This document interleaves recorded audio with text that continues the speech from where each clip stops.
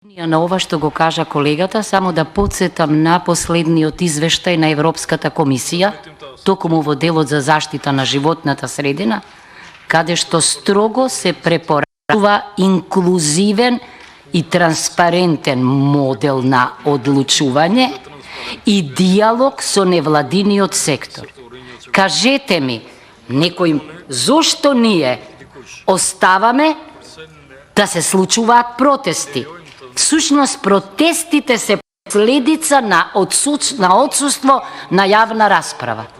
Зошто како што овде не се дозволува јавна расправа, не се дозволува јавна расправа за нешта на кои ние окажуваме дека за да нема злоупотреба на експлоатацијата на минерални суровини како од стратешко значење и реализација на проекти од јавен интерес, потребно е да се консултира јавноста преку јавна расправа.